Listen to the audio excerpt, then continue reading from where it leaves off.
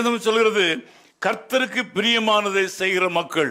நீங்கள் செய்ய வேண்டிய காரியம், இந்த தடை இருக்கிறது வரையிலும், இந்த வேதனைகள் இருக்கிற காலங்கள் வரையிலும், நீங்கள் தீர்மானம் எடுக்க முடியாத காலம் வரையிலும், முதலாவது கர்த்தருக்கு பிரியமானது இன்னது என்று நீங்கள் அறிந்து கொள்ள வேண்டும். வேதம் சொல்கிறது, நீங்கள் தேவனுடைய ஆலயத்தில் நாட்டப்பட வேண்டும், தேவனுடைய ஆலயத்தில் நாட்டப்பட வேண்டும், தேவனுக்கு ஊழியம் செய்ய வேண்டும். நாங்கள் எல்லாரும் பல இடங்களுக்கு வேலைகளுக்கு செல்லும் போது, அந்த நாட்களில் எங்கே வேலைக்கு போனாலும் ஞாயிற்றுக்கிழமை எங்கள் ஆலயத்தில் வந்து காலில் வைத்தால்தான் எங்களுக்கு நிம்மதி இருக்கும். அதே போல தான் உங்களிலும் பலர் அவ்விதமாக பல இடங்களுக்கு போகிறீர்கள், சனிக்கிழமை சாயங்காலத்தில் வந்து சேர்ந்து விடுவீர்கள்.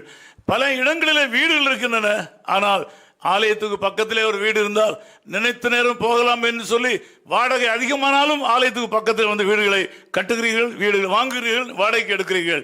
ஏனென்று கேட்டால், கர்த்தருக்கு பிரியமானதை செய்ய வேண்டும் என்று விரும்புகிற தேவனுடைய பிள்ளைகள்.